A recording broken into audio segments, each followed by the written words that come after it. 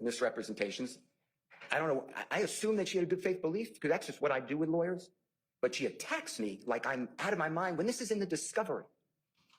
This is all, she knows this. And then I'm giving C&D, which is clearly going to come out before your court, because if the state doesn't call the investigator, I'm calling Investigator Lewis. Because What's up, everybody? Welcome to the show, No Joker. We're gonna take a look at the Young trial case.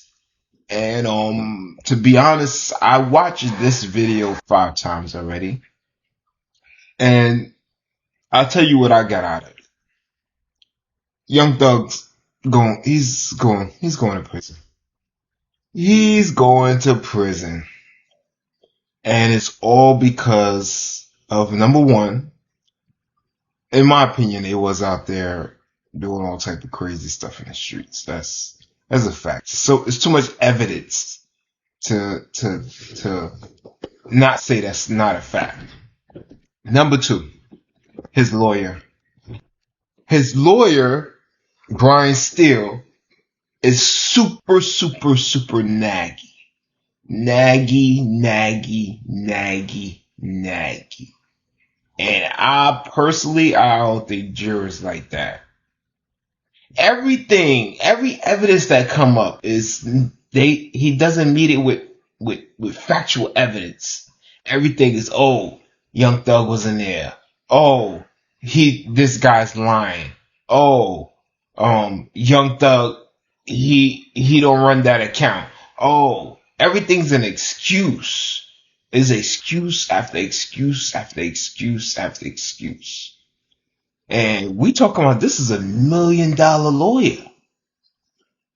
But he's protecting him with excuses instead of facts. Like, for example, the glove don't fit, you must acquit. That's a fact.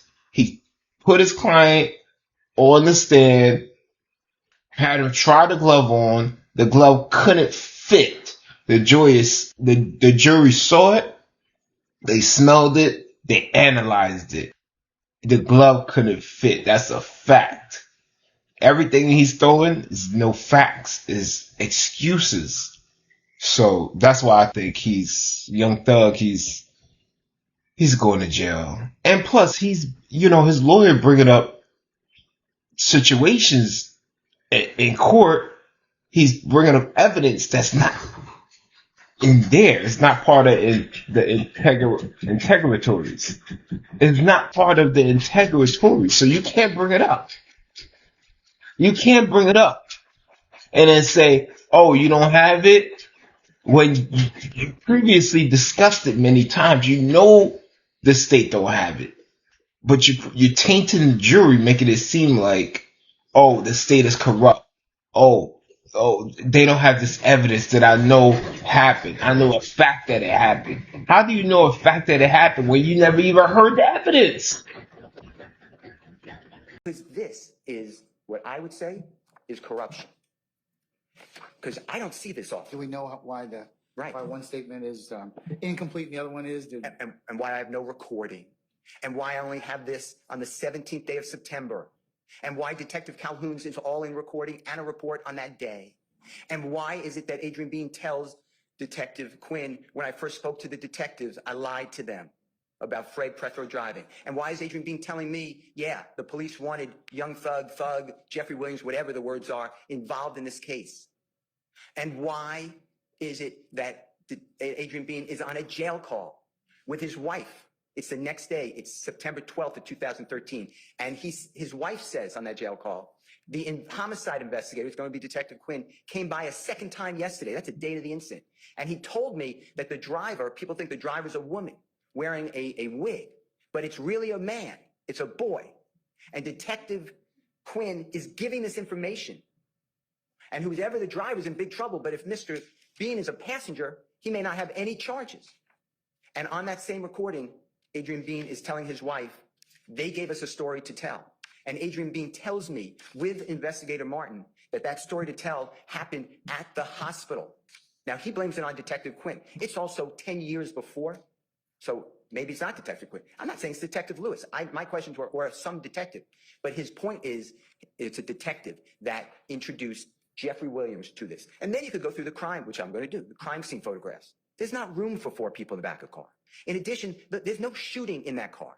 Like the police did it and they cleared, and I'm not saying Robert Snell was not justified. I am not saying that. But Robert Snell discharges firearm multiple times and it crashes through the very rear window on the passenger side of that 2004 Nissan. Those bullets go somewhere. Mr. Murphy is shot twice, one in the lower ankle in his right leg and one in his left leg, upper thigh, which strikes an artery. That's why there's so much blood from him. Fred Plethro is shot through the headrest. Now just imagine a 6'3" young man sitting in the ways of those bullets. They can't get around him. There is no one else in the car. And the state is blaming me for this. This is outrageous. And I can ask every single question the way I ask it, and I ask it properly.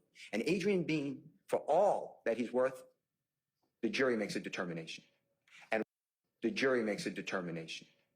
And what Miss Love is trying to do is obstruct the truth from coming out, because she knows all this. That's why last time I was a fibber for telling the court that he went to Grady Hospital. When she realizes it's patently true, now I'm a fibber because no one spoke with him, and I'm just supposed to believe that these officers took him down and they had him on wraps and no one spoke with Adrian Bean. I apologize to the court. That's also a jury. Juries make those determinations. In addition to that, this case should be dismissed. This is outrageous. I'm going to do that once I get it into evidence before the court, but I'll do it now since it came up and Miss Love is attacking me.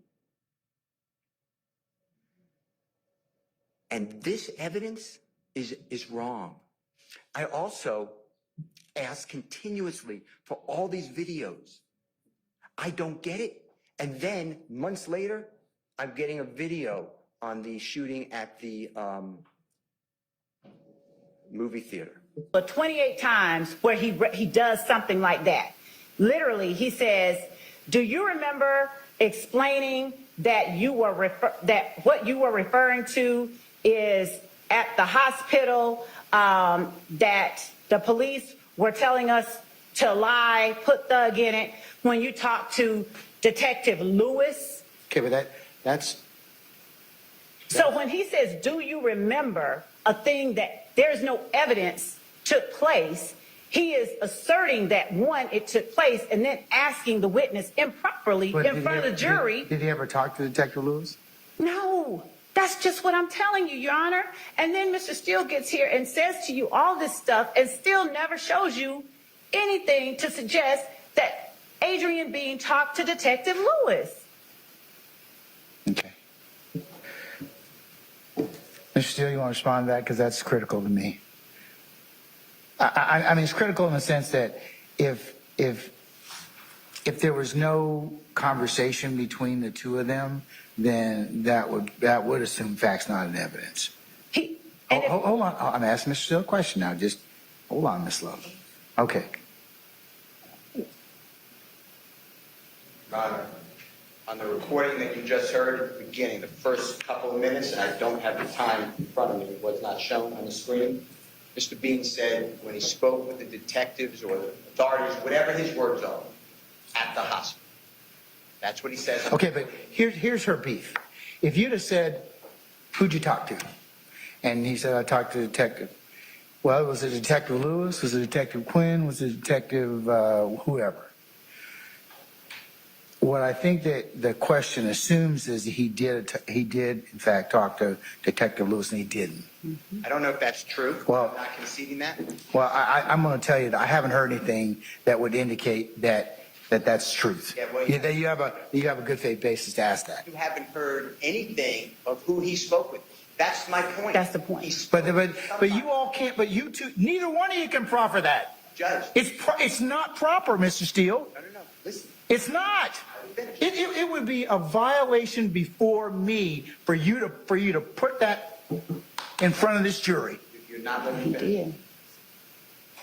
In the September 17, 2000. You were saying to the court that you have a belief that there is another statement out there. There's not.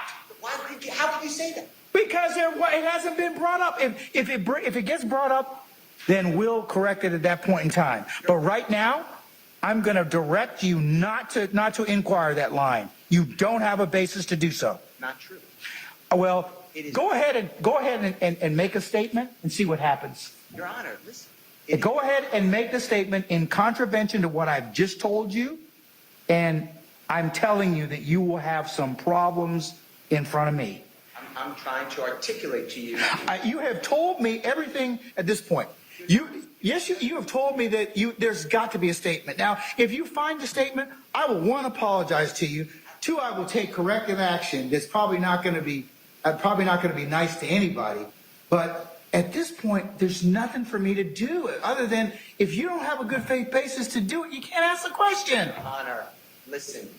There is a recording between Detective Quinn and Adrian Bean where Adrian Bean says, I lied to your... But we don't know what he lied about. He says he lied about who... He's talking about the car.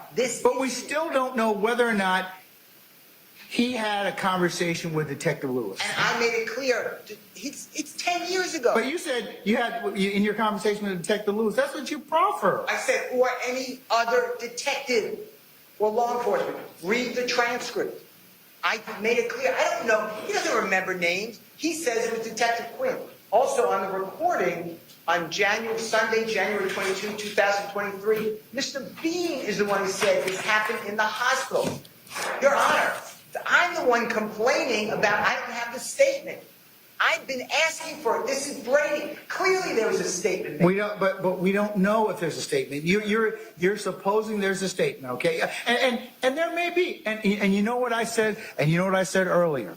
I said if there is Brady that's not disclosed, then that particular individual is going to have some problems with me. I told you that already. Or I have a lot of different remedies I can execute at that point in time. There has to be. That's why I gave you.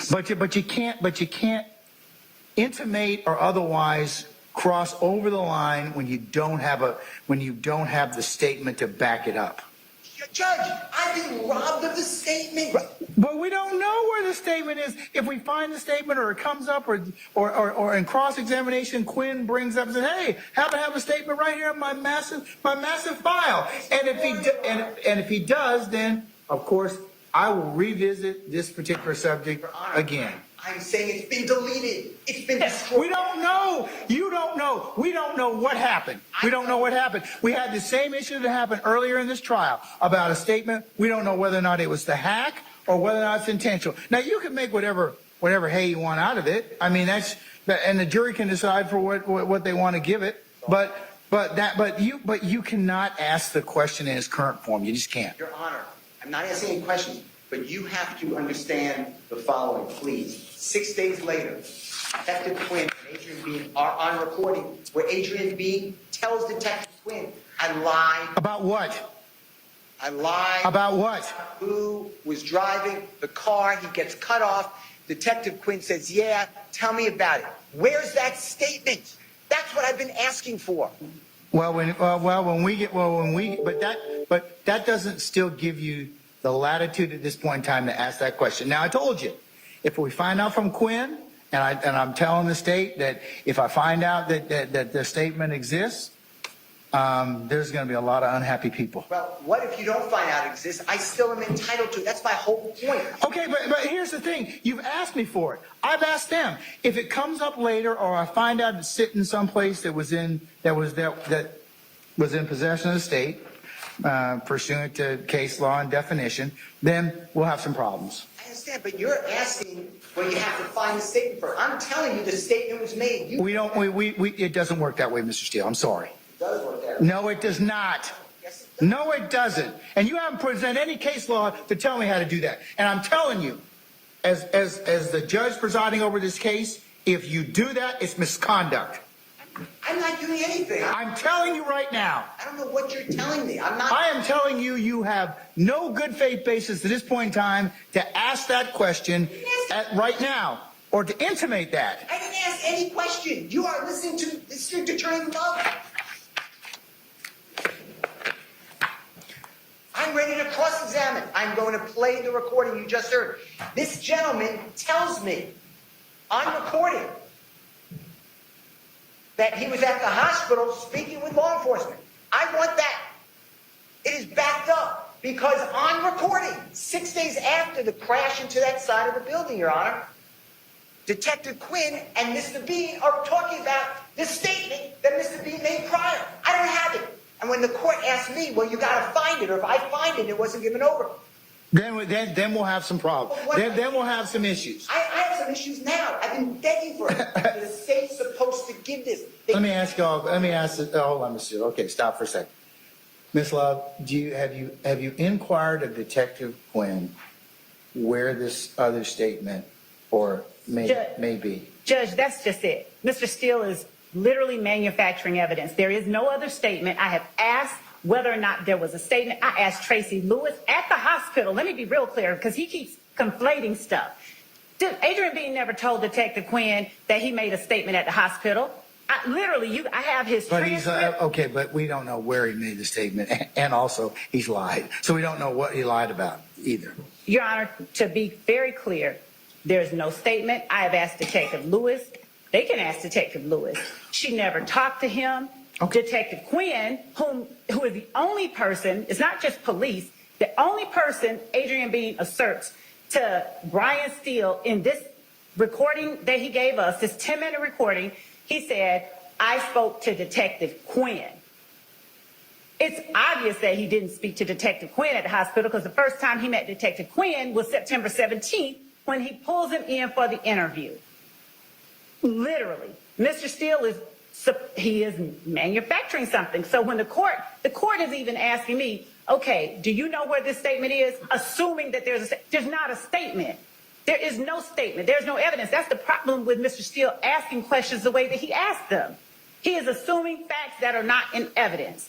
And he is usurping the jury's province and their ability to discern and weigh evidence because he is injecting assertions into his questions about things that don't exist.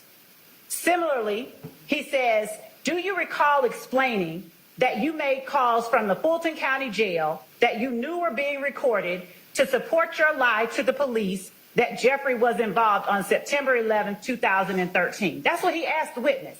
You heard the interview. He didn't say that anywhere in that interview. This is the kind of manufactured evidence Mr. Steele keeps putting in front of the jury. He never said that during the interview, yet that's the question. That's the question Mr. Steele asked Adrian Bean on the stand. Nothing like that ever happened.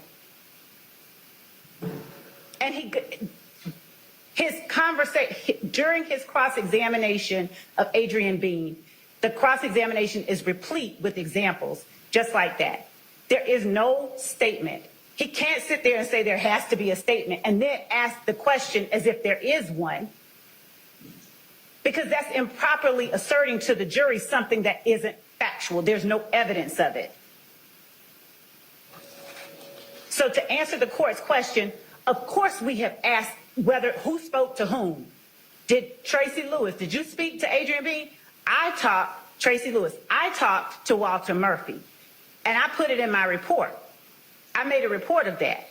Calhoun, did you talk to Adrian Bean? I talked to Frederick Prothro. Here's my recording of that.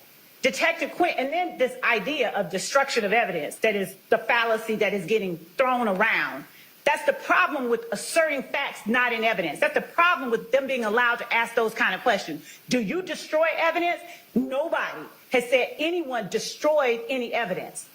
Eduardo Navarro Flores said he heard that Detective Quinn had erased the interview. Well, then why all throughout Detective Quinn's report does he refer to the lie that Eduardo told in the first place? How is that destroying evidence? But they're trying to create a narrative for the jury of things that don't exist, a narrative that somehow the state destroys evidence. There's been no evidence, no suggestion that the state has destroyed any evidence, but they're going to ask it 1,000,000 times. So that's what Mr. Steele is doing with this whole statement at the hospital. He's going to ask it 1,000,000 times. So the jury's sitting there going, well, where is it? And then in the end, $100 says that he gets up there and says, they destroyed the statement from the hospital, knowing he has no evidence that one even exists. With Detective Lewis, and certainly not Detective Quinn, who is the only person Adrian Bean tells Mr. Steele, at least in the portion of the recorded interview he gave me. I don't know what else he told. I don't know what Mr. Steele told Adrian Bean. But it's obvious that he's leading him through the interview that the court heard. And even being led, Adrian Bean does not let up on his assertion about Detective Quinn. Mr. Steele tries to get him to change it. You mean somebody else, other police, no, just Detective Quinn. So this idea that he has a right to ask questions that assume things that are not in evidence, that he has not put in evidence, that he cannot expect to be put in evidence, is ludicrous. And to assert that the state is trying to hide something because he wants to taint the jury's mind, taint the fact finders with falsehoods, and somehow, I guess that's the way he wins cases. I don't know. But, Your Honor, I'm flabbergasted. The number of times he asked Adrian Bean questions that assumed facts that are not in evidence is just staggering. It's just staggering. I'm simply asking that Mr. Steele be precluded from asking those kind of questions.